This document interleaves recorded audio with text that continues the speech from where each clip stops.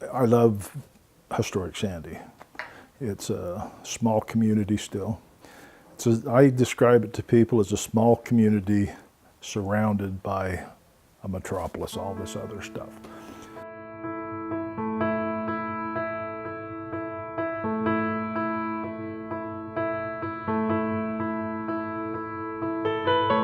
Scott's been fun to work with. We've had 24 years together, and Scott's a great guy. He's a unique guy, a great family man, a very dedicated public servant.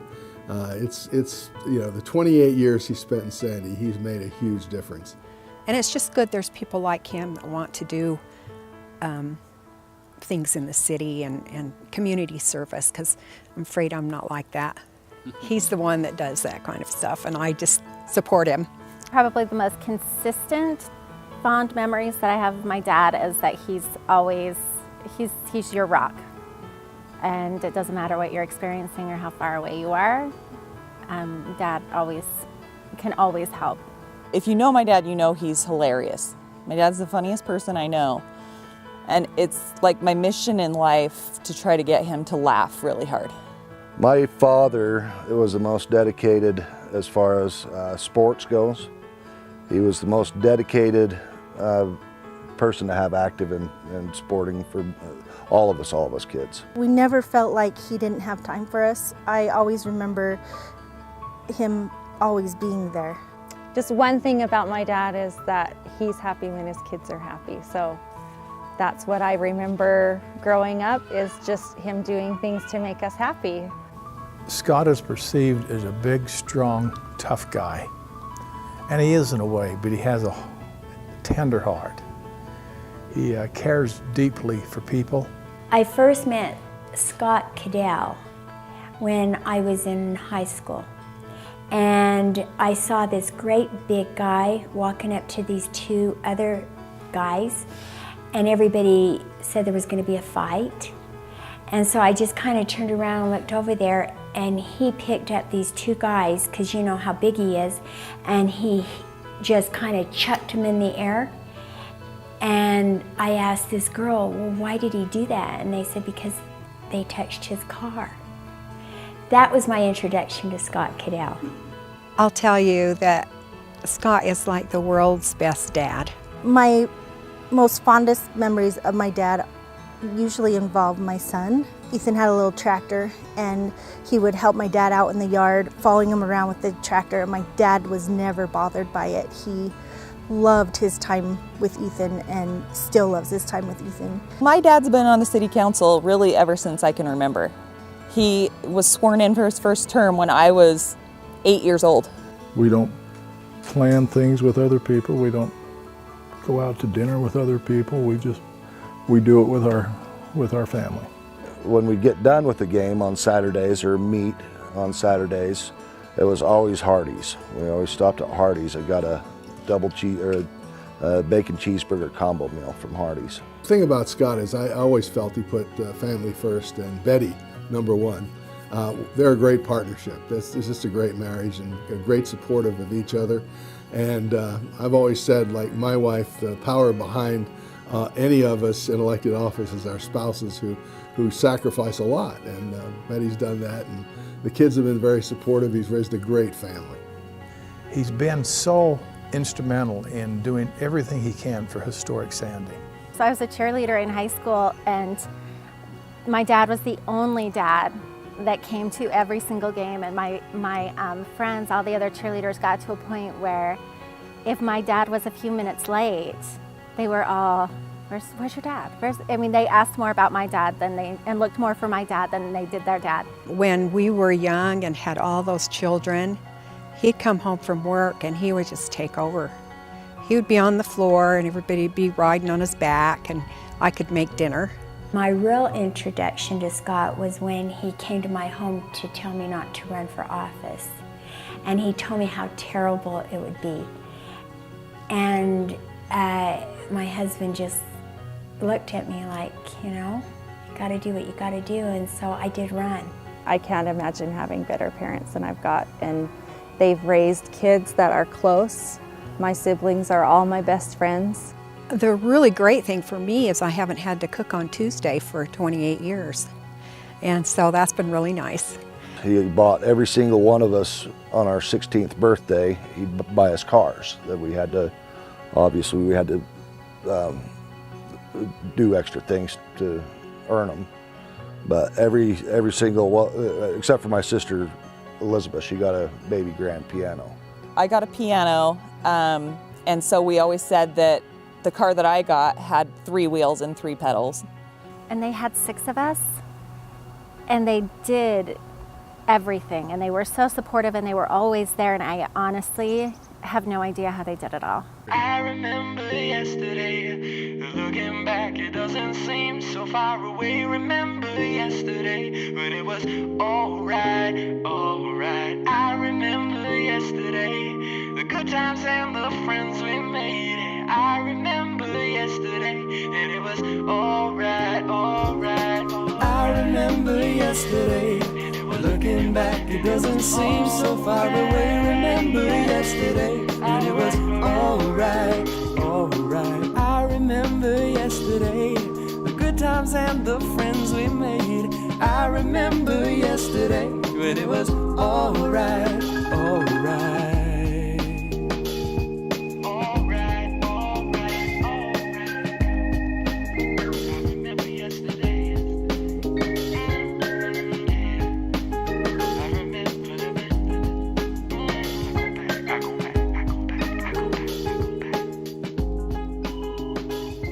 I always have kind of made fun of them because they don't have a lot of friends, but they've always said we don't need friends because we have each other and we have our kids, and that's who we want to spend most of our time with. He's put his stamp on Sandy, not just on District 1, but the entire city. He's been supportive of many of the things that have happened throughout the city, and but a tireless advocate for District 1. And I've always admired that about Scott. If my dad let me get away with everything that I thought I could get away with when I was a kid, I would probably be in prison. You're always kind of like that little girl, your dad's little girl. Even as an adult, you're always your dad's little girl, but your mom becomes your best friend. We just like that small town feel that we have in our little section here in Old Sandy. And he always provided a great Christmas. Well, he always provided a great Christmas for another family too. And I remember driving to those places and watching my dad hand these gifts over, knowing that we were providing a Christmas for another family too.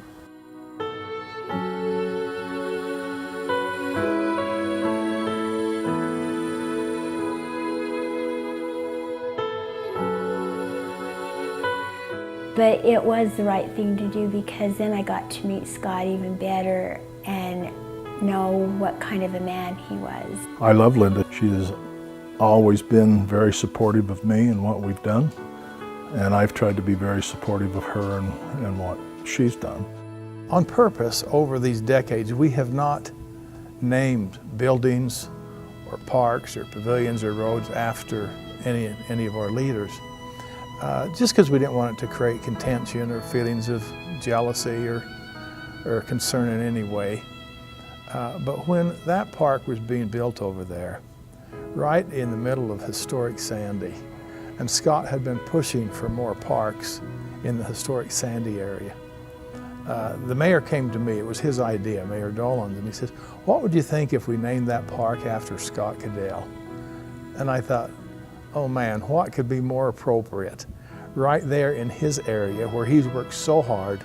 I think one of the greatest things that I can think of Scott is that he cared about his district so much and the historic part of Sandy, that he would have fought tooth and nail for the people here in historic Sandy. And then all of a sudden I have this beautiful building and he moves into a home right across the street from me, which is hilarious because I get to see Scott mow his lawn with this great big, kind of like a lady's hat.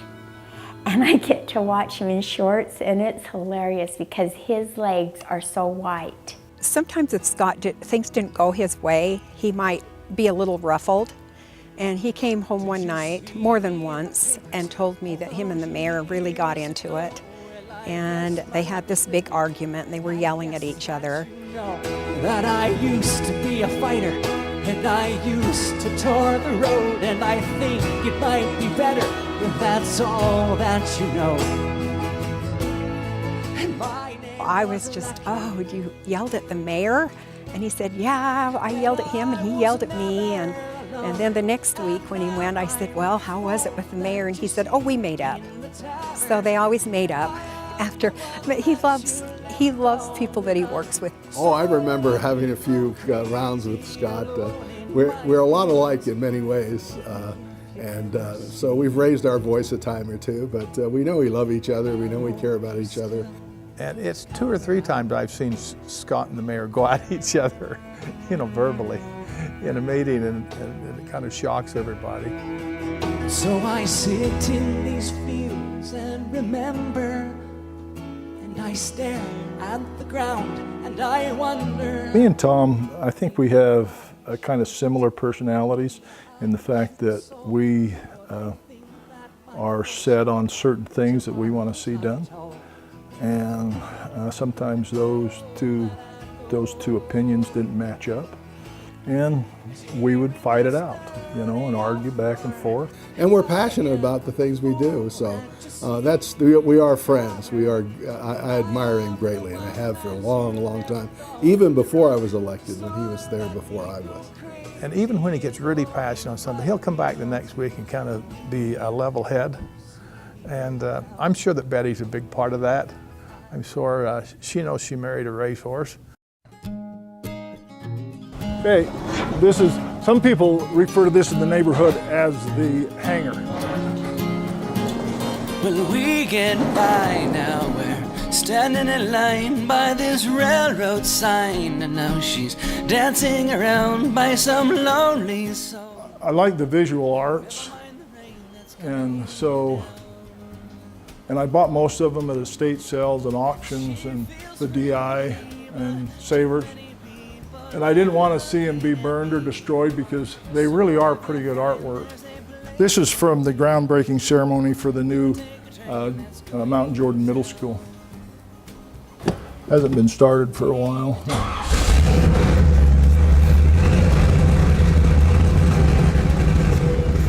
This is a 50 Chevy. Short bed. I've been looking for one for a long time, and this one here happened to come up on KSL and went and bought it. I think everybody wants to leave a better world for their kids or make the world better for their kids and their grandkids. But my dad is one of the few people who can say that he did. I just want my dad to know that I love him so much, and I'm so grateful for everything he's done for me. He has brought me through a lot of hard times that I didn't think I could make it through. And he knew I could, and he's the reason I made it through. He's just been a passionate warrior trying to do what he thought was best the whole time. And I don't think he left anything on the table. So I'll miss him, but I'm thankful for him. I'd like for him to know how grateful I've been for him. I couldn't ask for a better father. There's not very many.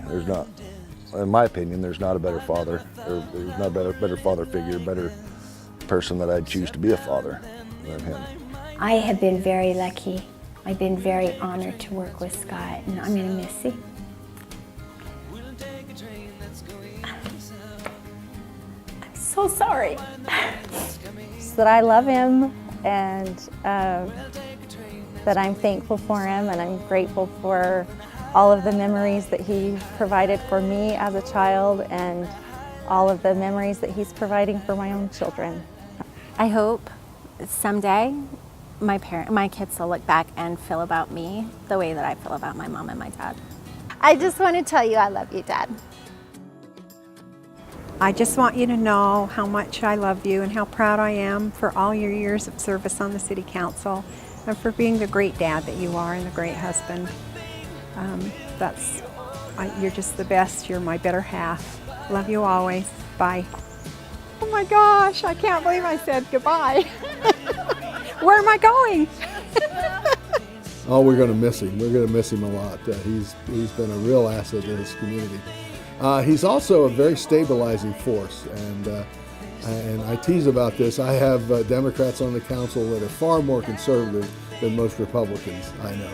And Scott's one of those people, always concerned about the employees. And I've admired that about him too. We'll be alright, we'll be alright, and we'll be alright, we'll be alright, we'll be alright, we'll be alright, we'll be alright. I might have to start cooking on Tuesdays.